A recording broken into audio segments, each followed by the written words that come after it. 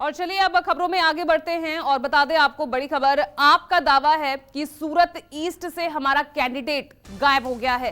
कल से गायब है कंचन जिरवाल, ये आपकी तरफ से आरोप लगाया जा रहा है। बीजेपी नाम वापस लेने का दबाव बना रही थी। तो देखिए बड़ी खबर आपको बता दें किस तरह से अब देखिए यहां पर आरोप लग रहे हैं। सूरत ईस्ट से हमारा उम्मीदवार कंचन जिरवाल और उनका परिवार कल से गायब है। पहले बीजेपी ने उनका नामांकन रद्द कराने की कोशिश की, लेकिन उनका नामांकन स्वीकार होने के बाद अब उन पर नामांकन वापस लेने का दबाव बनाया जा रहा था। अरविंद केजरीवाल ने क्या कुछ कहा, सुनते हैं।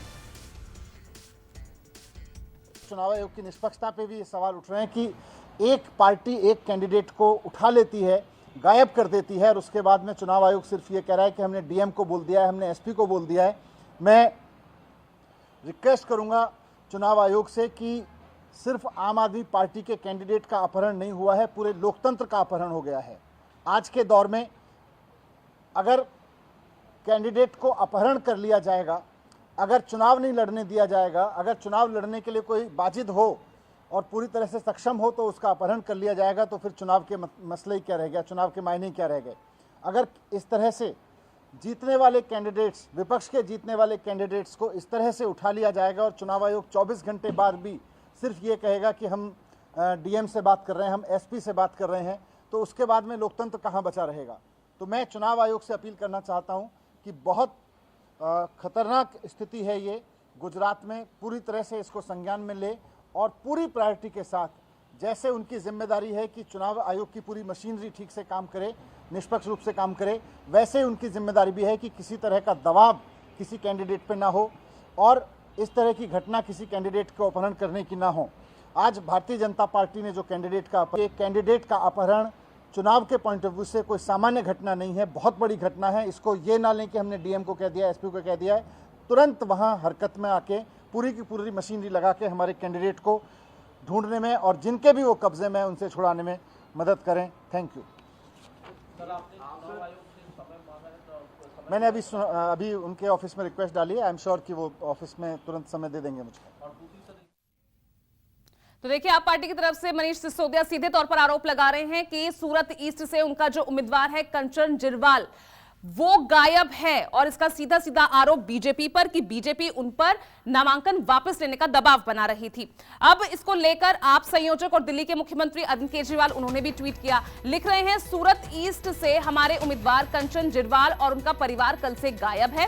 पहले बीजेपी ने उनका नामांकन रद्द कराने की कोशिश की, लेकिन उनका नामांकन स्वीकार होने के बाद अब उन पर नामांकन वापस लेने का दबाव बनाया जा रहा था। ये ट्वीट किया है अरविंद केजरीवाल ने भी इस पूरे मामले को लेकर। तो आप पार्टी सीधे तौर पर उनके उम्मीदवार के गायब होने का जो आरोप है वो सीधा सीधा बीजेपी पर लगा रही है कि जो सूरत ईस्ट से आप पार्टी का उम्मीदवार है कंचन जिरवाल वो कल से गायब है। वो ही नहीं, उनका परिवार भी गायब है और ऐसे में उन पर नामांकन वापस लेने का दबाव बनाया जा रहा था बीजेपी की तरफ से। लेकिन जब वो नामांकन स्वीकार हो गया, अब उसके बाद से ही उनका कैंडिडेट गायब है। ये बड़ा आरोप यहां पर आप पार्टी की तरफ से लगाया जा रहा है। इसको लेकर मनीष सिसोदिया ने बकायदा प्रेस कॉन्फ्रेंस की है और अरविंद केजरीवाल दिल्ली के मुख्यमंत्री, आप संयोजक, उन्होंने बकायदा उसको लेकर ट्वीट भी किया है कि कल से उनका उनका जो कैंडिडेट है सूरत ईस्ट से वो कल से गायब है। आरोप बीजेपी पर मढ़ा जा रहा है कि बीजेपी नामांकन वापस लेने का दबाव बना रही थी और अब उनका कैंडिडेट गायब है जब उनका नामांकन स्वीकार कर लिया गया। तो देखिए गुजरात की राजनीति में एक ये नया ही मुद्दा सामने आ गया है और अब यहां पर आप पार्टी की तरफ से कैंडिडेट के गायब होने का आरोप लगाया जा रहा है।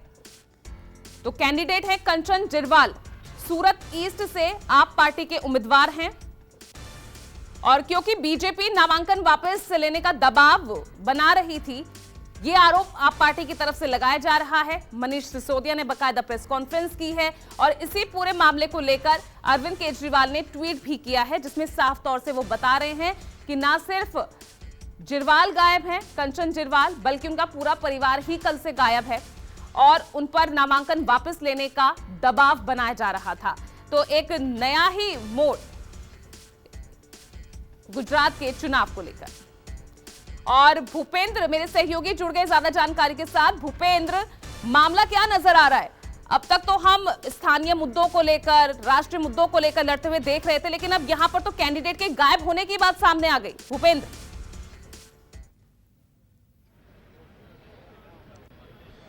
देखिए, फिलहाल मैं जहां पर मौजूद हूं वहां पर मुख्यमंत्री जो है अपना पर्चा दाखिल करने के लिए अपने मध्यस्थ कार्यालय पहुंचे हुए हैं और जहां तक कैंडिडेट गायब होने की बात है, ये आरोप जरूर लग रहा है। हालांकि इस बारे में अभी तक जो है कोई शिकायत दर्ज नहीं की गई है। ये और किस तरह की चीजें सामने आती है ये थोड़ा सा देखना होगा। ये जरूर है कि कल देर रात से ये आरोप लगे हैं कि वो कैंडिडेट जो है वो मिल नहीं रहे हैं।